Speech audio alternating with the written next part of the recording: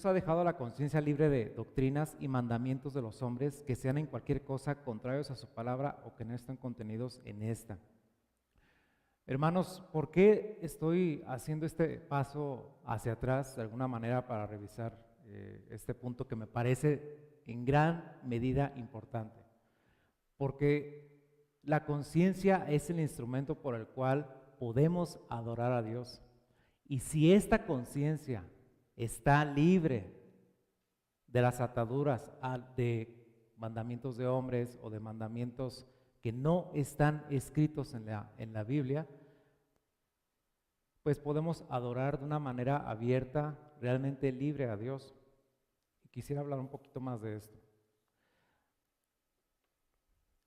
Ahora, cuando hablamos de sumisión, el concepto cristiano es totalmente diferente a lo que vemos en el mundo, ¿no? Porque la sumisión en sí mismo tiene un concepto con un tono negativo. Parece que la sumisión habla en cierto sentido como de una inferioridad o una falta de capacidad en relación con aquel que se llama superior. Sin embargo, cuando hablamos de sumisión, desde la perspectiva correcta, desde la perspectiva verdadera de la Escritura, estamos hablando de una posición de obediencia a Dios, de obediencia a lo que Él ha establecido en la Escritura, lo cual da un tono totalmente distinto a lo que hablamos del concepto de sumisión. No es que sea un concepto donde la persona que es sometida a la voluntad de Dios sea menos o tenga cierta incapacidad, al contrario, creo que está ubicada en la forma correcta, en la forma que está lista para servir al Señor como Él ha mandado. Ahora, la libertad personal y la libertad de conciencia deben construirse sobre el fundamento de la libertad espiritual que el Señor ha comprado para todos nosotros. Y esa libertad cristiana, si lo recordamos, son muchas cosas. La libertad de la culpa del pecado, la libertad de la ira condenatoria de Dios, del rigor y la maldición de la ley, de ser librados de este presente siglo malo, de la esclavitud de Satanás, del mal de la aflicción, del temor a la muerte. Tenemos libre acceso a Dios y a rendir su obediencia, nuestra obediencia a Él, no por un temor servil, sino por un amor filial, porque Él es nuestro Padre y nosotros somos sus hijos, adoptados por amor, por medio de Cristo. Y tener una mente dispuesta, una mente ordenada por la palabra, que tiene pensamientos claros y una concepción totalmente distinta que ha sido renovada por el Espíritu Santo y que es una renovación progresiva en la mente del cristiano que nos hace aptos para servir en libertad de conciencia a nuestro Dios, con alegría.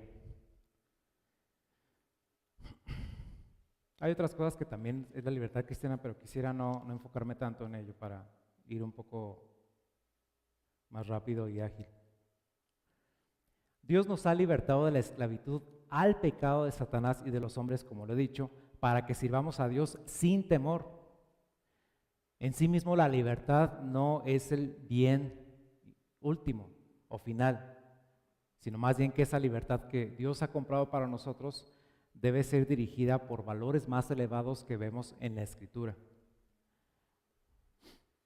Ahora, si recuerdan ustedes, hermanos, la libertad en sí no es el derecho a hacer lo que queramos, sino que realmente podamos servir al Señor obedeciendo de forma libre lo que Él ha mandado. Y esta servidumbre, esta libertad que el Señor nos ha dado, nos permite servirle sin temor, entendiendo que estamos obedeciendo lo que Dios ha mandado. Y si hacemos lo que Dios ha mandado, ¿qué temor tendremos?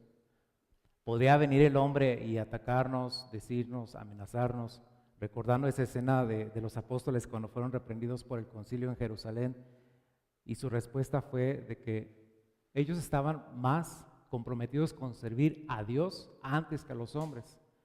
Y hermanos, esto es de mucho ánimo, porque esa libertad, sin temor, no es una libertad que se compra con las armas, no es una libertad que se compra por la entrega de recursos bajo la mesa, por la corrupción, sino que es una libertad que Cristo ha comprado de manera perfecta, plena, para su iglesia. Y en esto estamos alegres y decimos amén a todo esto. Ok, bien. Hermanos, entonces tenemos la conciencia como una especie de instrumento que nos permite servir al Señor cuando esta conciencia es informada, es iluminada por lo que dice la palabra y nos orienta a obedecerle en aquellas cosas que Dios ha mandado, y esto trae como consecuencia que nosotros podamos servirle de manera pacífica y feliz, sin temor. Ok, bien, entonces ya vimos una ubicación en torno a cómo está organizada la confesión de fe, y vamos a ver que los juramentos y votos se encuentran en la tercera parte, no en la segunda, hay un error, de la vida teocéntrica o la vida centrada en Dios en cuanto a la libertad y límites en la vida cristiana. Ok, pasamos a la siguiente diapositiva.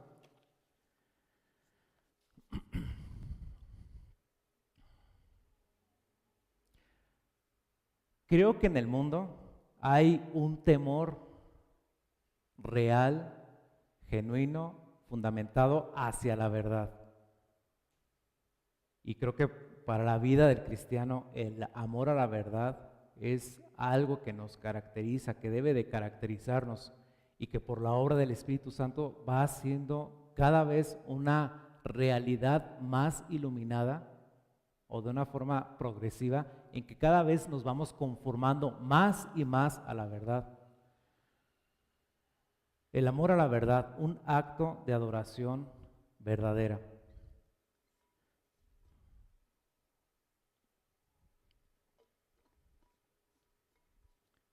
Leo, el hombre ha sido creado para glorificar a Dios, amándolo y haciendo lo que Él manda, expresando lo que es bueno, bello y verdadero.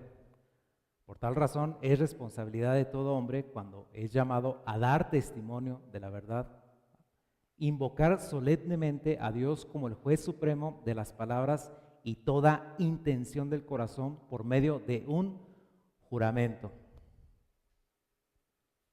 Siguiente diapositiva, por favor. Con esta misma importancia o solemnidad, la Escritura regula la forma en cómo debe hacerse un voto a Dios, que es la siguiente parte que vamos a ver en las siguientes clases. Esto es un compromiso solemne para con Él de cumplir con algún acto o deber lícito y con un motivo religioso, lo cual está muy lejos de aquellos votos romanistas, papistas, que transgreden la libertad que Dios ha dado en Cristo. Está hablando en torno a los votos que realizan los sacerdotes de celibato, entre otras cosas, que lleva a cabo la iglesia romana. Ok, entonces de alguna manera esto resume qué es lo que vamos a ver en cuanto a los juramentos y votos lícitos. Podemos concluir de manera general que nuestro discurso está normado por Dios y está vinculado al 9º mandamiento, y será juzgado por Él, quien es el Señor de la verdad. Siguiente diapositiva, por favor. Bien, vamos a ver de manera breve cómo está estructurado este capítulo por los 5 párrafos que lo componen. Ok. El párrafo 1 vamos a ver la definición del juramento. Aquí vamos a tratar el qué de la cuestión. Se mencionan sus partes y su propósito. El párrafo 2, la santidad del juramento. Se establece que jurar en el nombre de Dios es la única forma válida y la garantía escrituraria para realizarlo, así como las circunstancias, cuando la autoridad legítima lo exija. El párrafo 3, la solemnidad del juramento. Se enuncia que el juramento debe sopesarse cuidadosamente para afirmar la verdad, y nada más que la verdad. De lo contrario se puede esperar juicio. La siguiente diapositiva, por favor.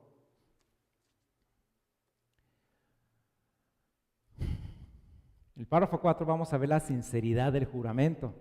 Se describe la forma externa del juramento, lo que se ha expresado con la boca o lo que es visible para los demás, es decir, el significado claro y común de las palabras de lo que se ha jurado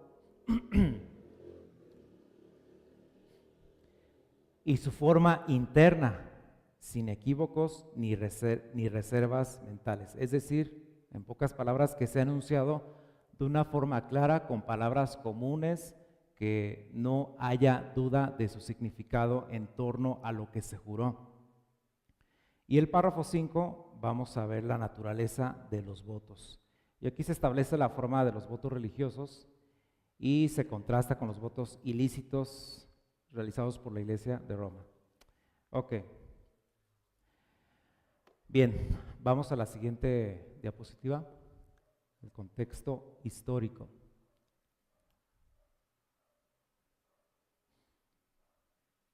Ok. Hermanos, yo creo que por ahí, al menos en mi caso, había una enseñanza en la iglesia donde yo antes, donde nos congregábamos, mi esposa y yo, en torno al uso de los juramentos, el cual más bien era visto como algo que no debía ser hecho, ¿no? Y ese es el contexto que tenemos al día de hoy. Sin embargo, cuando fue escrita la confesión de fe, ocurría un ambiente pues de totalitarismo.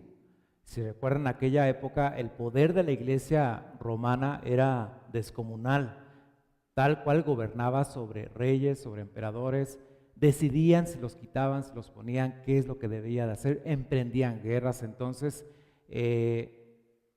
el poder que tenía la iglesia romana era avasallador. En ese tiempo ocurría este ambiente de totalitarismo eclesiástico y civil, hablando acerca de los emperadores, de los reyes, además de una política radical revolucionaria de grupos fanáticos. Estamos hablando en tiempos un poco después de la Reforma, cuando hubo incluso grupos llamados protestantes que se lanzaron a hacer actos de violencia para de alguna manera, en un mal entendimiento de lo que es la libertad cristiana, para de alguna manera imponer la fe protestante, por decirlo así, a otros de una manera pues obligatoria. Entonces, obviamente esto es un abuso y era una obra de fanáticos. Y en este movimiento de los fanáticos que les comento, buscaban derrocar incluso los gobiernos civiles y eclesiásticos.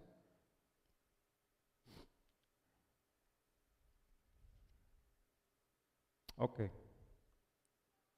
Además, esto no aparece en la diapositiva, había algunos de estos grupos, como los anabaptistas y cuáqueros, que rehusaban prestar juramento o votos a los tribunales de justicia. Y esto es, por lo que he dicho, que todavía sigue hasta el día de hoy por una mala interpretación de las enseñanzas de Cristo. Y creo que ustedes recuerdan, si fueron también contagiados con esta mala enseñanza, que era la palabra no juréis en ninguna manera, ¿no? Y que son palabras que realmente dijo el Señor, pero es una enseñanza que no ha sido bien transmitida. Ok, vamos a entrar en materia y vamos a irnos por partes. Ok, creo que todos entendemos de manera muy general qué es un juramento, pero yo traje algunos conceptos para tener una idea bien clara y exacta acerca de qué es lo que vamos a tratar, para que no haya ninguna duda. ¿Qué es un juramento? Es una declaración que afirma o niega algo, poniendo a Dios o a alguien muy importante como testigo. ¿Qué es un voto?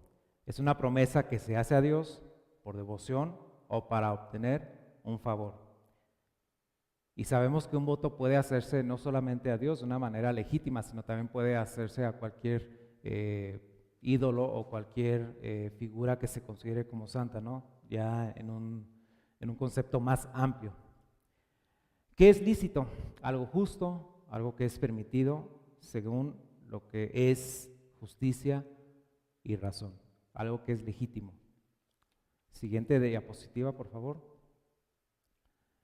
Bien, ahora, en este capítulo básicamente vamos a ver que los redactores de la confesión trataron de contrarrestar esta mala enseñanza que había en torno a la realización de los votos y juramentos. Como ya lo he dicho, había este ambiente de totalitarismo eclesiástico y civil, y había una imposición que pretendía gobernar las conciencias de las personas de la época, sometiéndolas de una manera fuerte a lo que decía la Iglesia romana, sin requerir que se hubiera una confirmación escrituraria. Si ellos decían, pues hay después de la muerte una forma en que tú puedes de alguna manera lavar tus culpas en el purgatorio, ¿no? Y eso no tiene una base, y si bien ellos pueden tener a lo mejor alguna base en sus libros apócrifos, había otras enseñanzas que no tenían una base tal cual en la escritura, sino que más bien estaba basada en mandamientos de hombres. Y la iglesia romana pues procuraba dominar sobre la conciencia de las personas. Y obviamente está un ejercicio ilegítimo de poder. Ok, aquí está la pregunta. Licitud del juramento. ¿Está permitido jurar? Si hoy nos levantamos y tenemos esta pregunta en nuestra cabeza, usualmente quizá por la enseñanza que hemos tenido, y yo como antes la tenía, pues diría, no, yo creo que no, porque el Señor lo enseñó, pero es producto de esta mala enseñanza. A lo largo de los siglos ha existido una actitud reticente o de reserva de juramentar por la verdad. Y obviamente esto tiene un contexto de que como seres caídos no estamos dispuestos a tolerar la verdad. Al contrario, Romanos es muy claro eso en los primeros capítulos, que el hombre con injusticia detiene la verdad de Dios. Entonces la tendencia del ser humano es no exponerse a la verdad, al contrario, es encubrir, destruir, alterar, etcétera, lo que es verdadero, lo que es bello. ¿Por qué? A consecuencia de la caída. Entonces, obviamente esta tendencia aún está al día de hoy. Ok, seguimos. Existe una mala interpretación de la enseñanza de Jesucristo en Mateo 5, 33 al 37. Vamos a ese texto. Mateo 5, 33 al 37.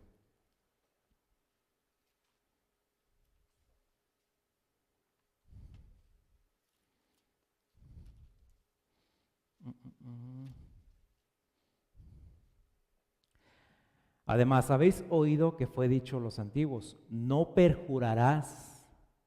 Esa es una palabra clave. No perjurarás, sino cumplirás al Señor tus juramentos.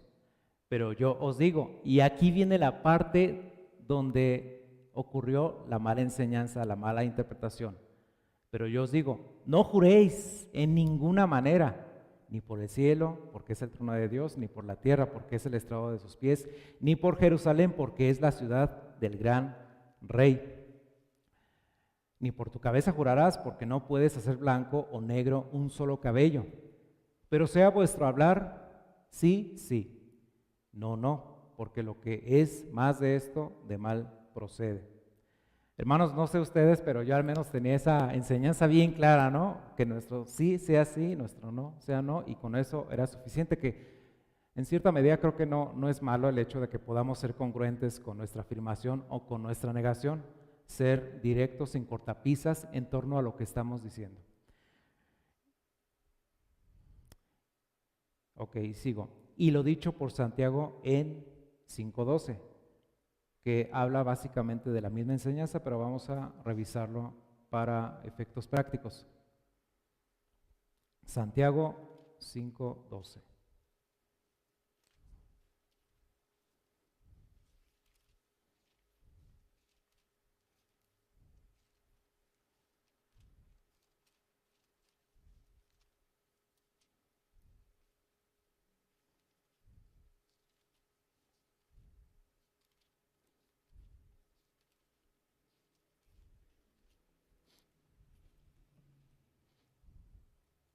Pero sobre todo, hermanos míos, no juréis ni por el cielo, ni por la tierra, ni por ningún otro juramento, sino que vuestro sí sea sí y vuestro no sea no, para que no caigas en condenación. Sin embargo, si podemos recordar aquella palabra clave en el Evangelio de Mateo que dice, no perjurarás, establece el precedente de que había un juramento, el cual podía ser no cumplido o violado, y eso hace referencia a la palabra perjurio, no perjurarás. Lo que está diciendo en otras palabras es, cumple tus juramentos. Y la enseñanza que sigue es a jurar de una manera superficial o frívola, con un mal entendimiento del por qué o sobre qué base debían estar basados los juramentos. Pero no se enseña, el Señor Jesucristo no enseña que no se debía jurar, sino más bien Él condenaba la tendencia común a jurar por cosas que no tenían valor, y más bien los juramentos debían estar basados en otra cosa mucho más alta, más bien en quien sí debían ser hechos los juramentos, corrigiendo, en el nombre del Señor.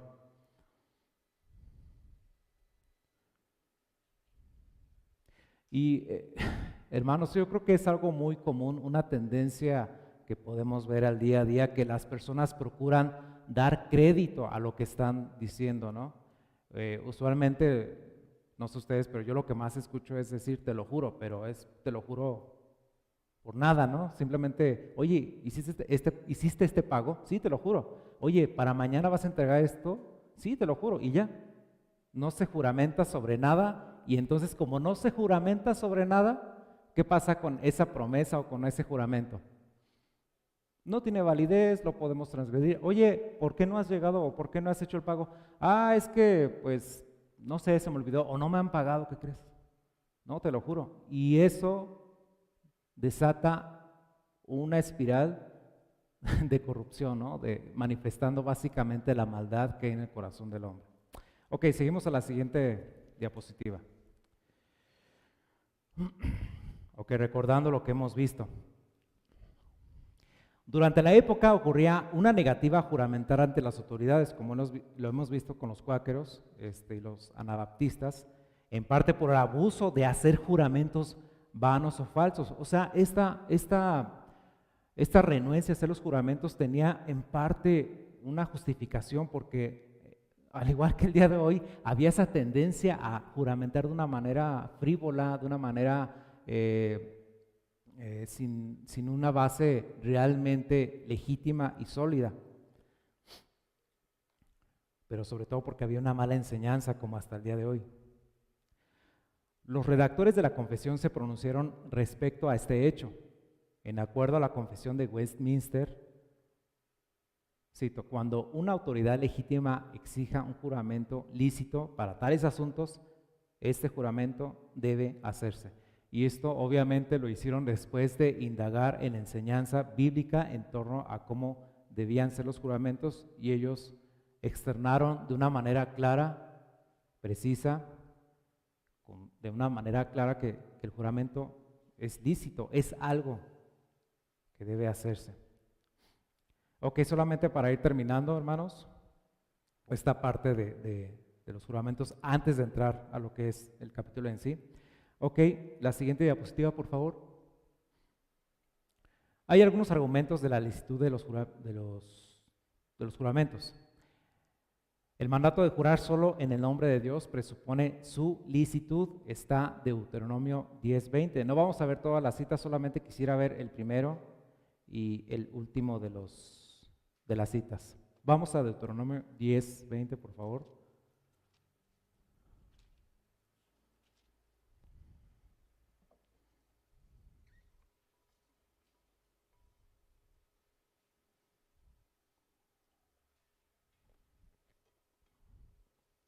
Dice Deuteronomio 10:20. A Jehová tu Dios temerás, a Él solo servirás, a Él seguirás y por su nombre jurarás. Hermanos, creo que no hay duda al ver este tipo de evidencia bíblica, y podemos ir a otros textos como Éxodo 27, el mandato de no usar en juramentos falsos o vanos el nombre de Dios presupone su licitud, el hecho de no tomar su nombre en vano, no tomar su nombre de una forma innecesaria, no tomar su nombre a la ligera. El hecho de que podamos usar el nombre del Señor está haciendo obvio que este tipo de usos es para algo que es digno, que es algo realmente de lo más alto para el ser humano. El uso indicado por Dios en una confesión y determinación de servir solo al Señor en Jeremías 4, 1 al 2. Después, los ejemplos de muchos santos del Antiguo Testamento como Abraham, Jacob y Moisés, y el ejemplo de Cristo indica que es lícito el uso de los juramentos. Ok, vamos a Mateo 26, 62, 64. Hermanos, si gustan ver los otros versículos en casa para que puedan examinarlo y podamos dedicarnos un poco más a lo que es en sí el tema, aunque creo que vamos bien de tiempo. Y ya estamos avanzados. Ok. 26, 62, 64. Ok. ¿Dónde está? Ok. Está Jesucristo ante el concilio. Y levantándose el sumo sacerdote le dijo: ¿no respondes nada? ¿Qué testifican estos contra ti? Mas Jesús callaba. Entonces el sumo sacerdote le dijo: te conjuro por el Dios viviente que nos digas si eres tú el Cristo, el Hijo de Dios. ¿Qué hizo el Señor Jesucristo? Se quedó callado, no hizo respuesta a este compromiso juramentado de responder a algo que el sumo sacerdote le estaba preguntando.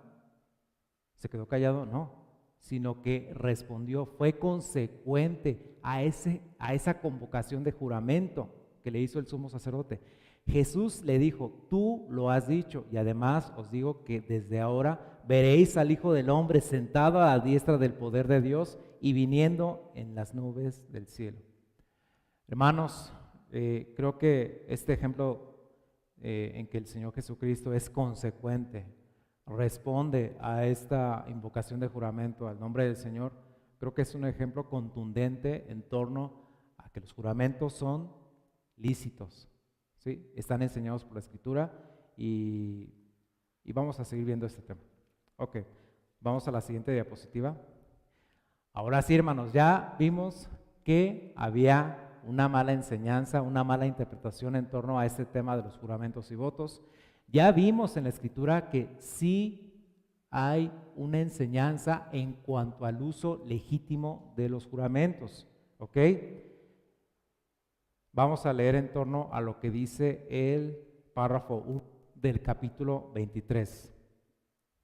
Un juramento lícito es una parte de la adoración religiosa, en el cual la persona que jura en verdad, en juicio y en justicia, invoca a Dios solemnemente para que sea testigo de aquello por lo que jura y para que lo juzgue conforme a la verdad o la falsedad del juramento.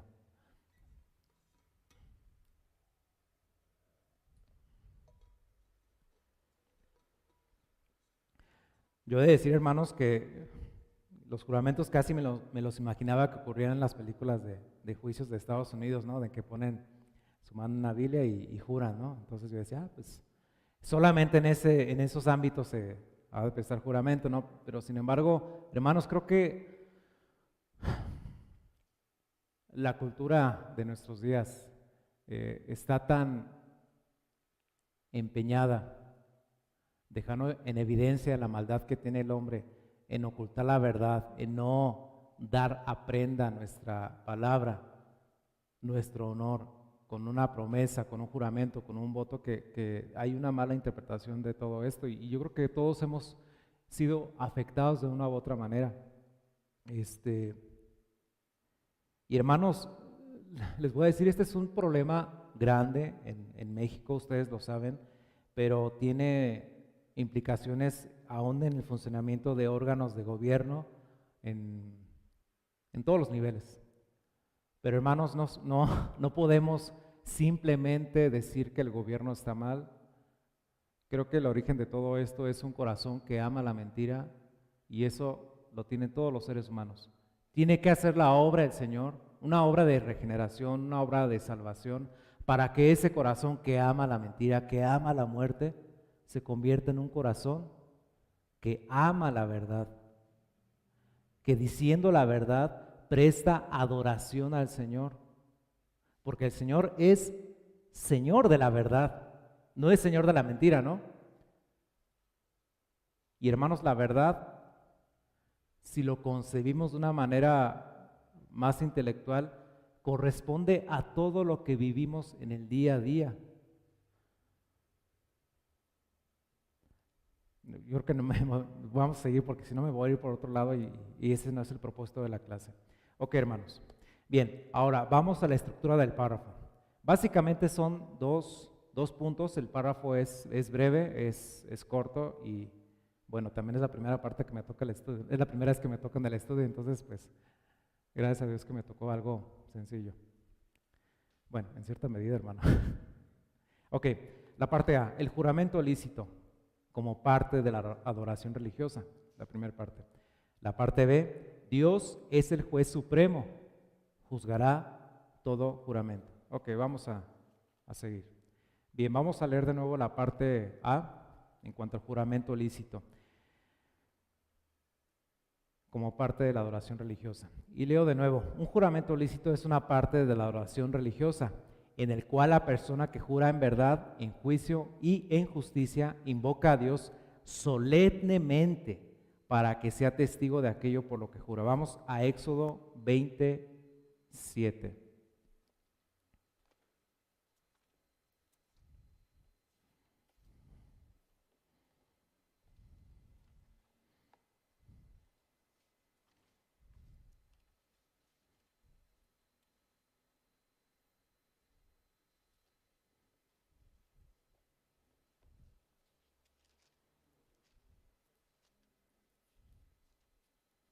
Éxodo 27, ok.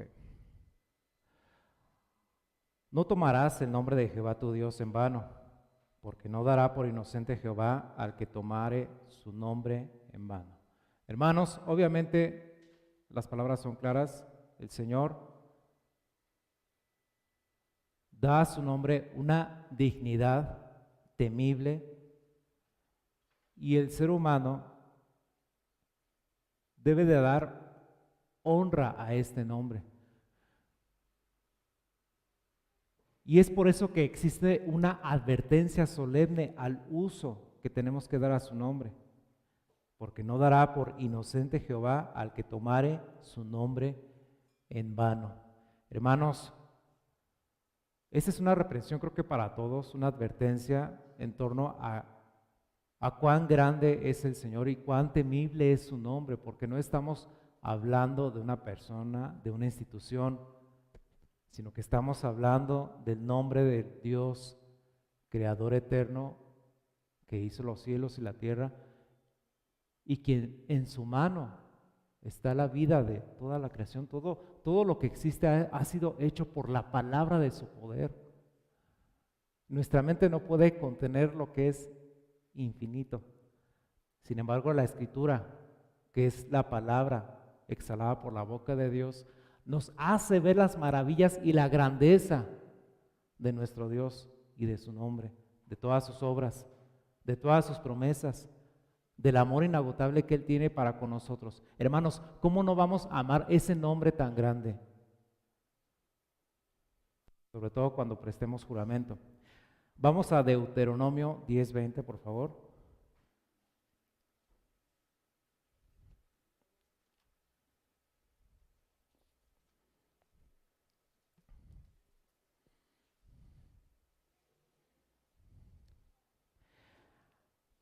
Y dice, a Jehová tu Dios temerás, a Él solo servirás, a Él seguirás y por su nombre jurarás.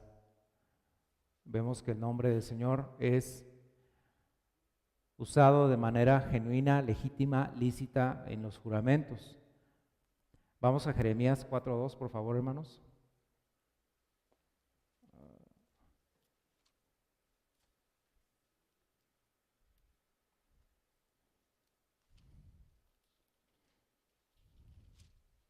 Jeremías 4:2. Voy a leer desde el versículo 1 para que entendamos un poco más el contexto. Si te volvieres, oh Israel, dice Jehová, vuélvete a mí, y si quitares de delante de mí tus abominaciones y no anduvieres de acá para allá, y jurares, vive Jehová en verdad, en juicio y en justicia, entonces las naciones serán benditas en él y en él se gloriarán. Hermanos, vemos que a través de un juramento en el cual el pueblo de Israel decidía el dejar sus caminos de idolatría, el dejar sus caminos de injusticia, de maldad, y hacía un juramento al Señor, Él iba a responder en su fidelidad y por la grandeza de su nombre también. Y no solamente traería bendición sobre su pueblo, sino que también está hablando de que las naciones serían benditas en Él y le darían gloria a Él. Hermanos, hay una parte que me gustaría también comentar en torno a todo esto, y esto tiene que ver con la libertad de conciencia que tenemos como cristianos. Nuestra conciencia ha sido liberada por el Señor del temor a la muerte, del pecado. Tenemos libre acceso al Señor. Si amamos la verdad y podemos servir al Señor sin temor, sabiendo que obedecemos al Señor, y aún sabiendo que cuando pecamos tenemos un abogado delante del Padre que ora por nosotros y nos sostiene y nos levanta cuando pecamos. Hermanos, ¿qué temor podemos tener cuando prestamos juramento? Estamos siendo fieles al Señor, estamos siendo fieles a la verdad. ¿Seremos conmovidos? Claro que no, porque el Señor se agrada de esto y el Señor nos protege. Vamos a seguir, hermanos. Vamos a la siguiente parte, la parte B del párrafo. Dios es el juez supremo, juzgará todo juramento. Y dice, y para que lo juzgue conforme a la verdad o a la falsedad del juramento. Segunda de Crónicas 6, 22 al 23. A ver. Segunda de Crónicas.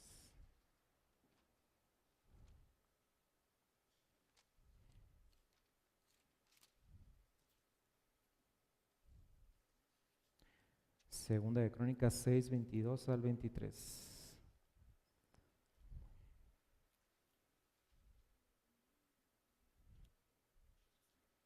Ya voy, hermanos, que me fui a Primera de Crónicas. Ok, ya.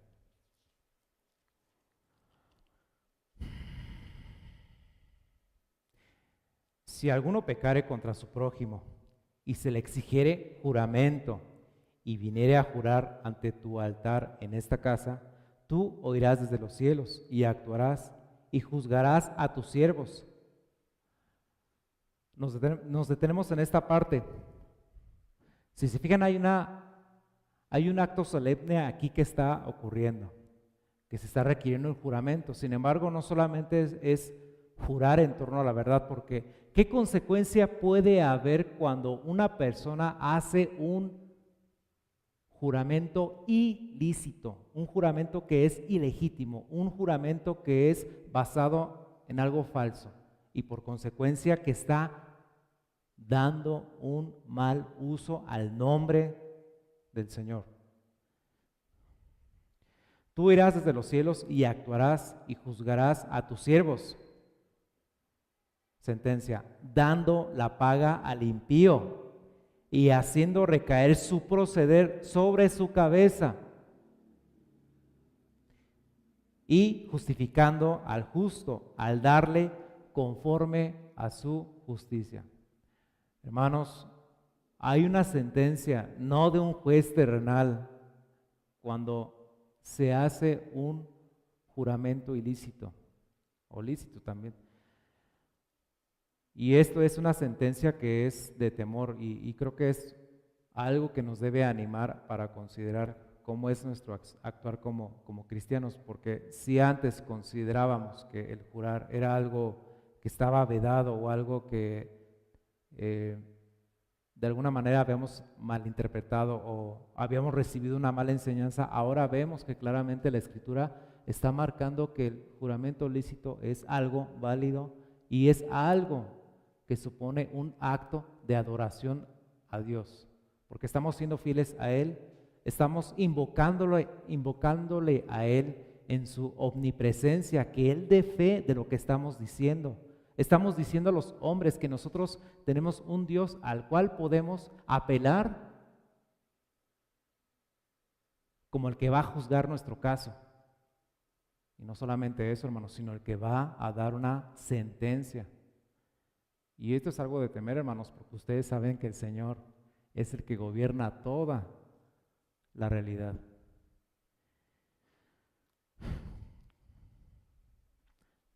Vamos a las aplicaciones. Creo que me adelanté un poco en esto, pero vamos a leerlo.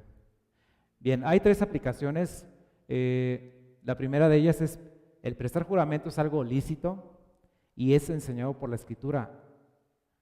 Y también la Escritura enseña cómo ha de hacerse. La segunda aplicación es que es lícito jurar, ejerciendo la libertad de conciencia. Dios nos ha libertado de nuestra conciencia de doctrinas de hombres o de doctrinas que no están en la Escritura.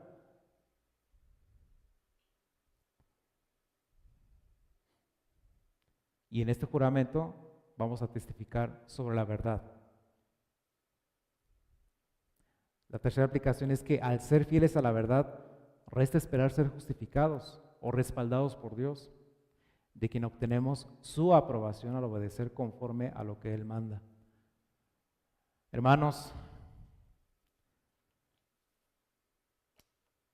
creo que todos nosotros hemos pasado por injusticias, ¿no?, en esta vida, sea por obra de enemigos nuestros o de personas que buscan algún propósito, pero hermanos, yo les quiero decir que hay esperanza en el Señor en torno a nuestro sufrimiento cuando padecemos algún tipo de injusticia, ¿no? Porque Él está velando por la justicia, Él está velando por su nombre en torno a guardar a aquellos que son sus hijos, y tenemos una esperanza segura de que Él es nuestro juez y que obrará a nuestro favor. Quería comentar otra cosa.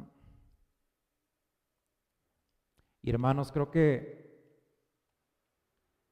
el hecho de que podamos ser fieles a la verdad, en lo personal para mí es una enseñanza que ha sido un sello que se ha ido remarcando a lo largo de estos años en el Evangelio. Porque no era yo una persona que amara particularmente la verdad, y creo que es algo común en todos nosotros, y el hecho de que podamos prestar nuestros labios para enunciar algo que es cierto, algo que es conforme a la verdad, es el mejor testimonio que podemos prestar a las personas. Y estamos hablando de congruencia. Hermanos, todos somos animados a ser francos, a ser honestos y a decir la verdad. Y en ese sentido, hablando de los juramentos, es una forma en que podemos adorar al Señor.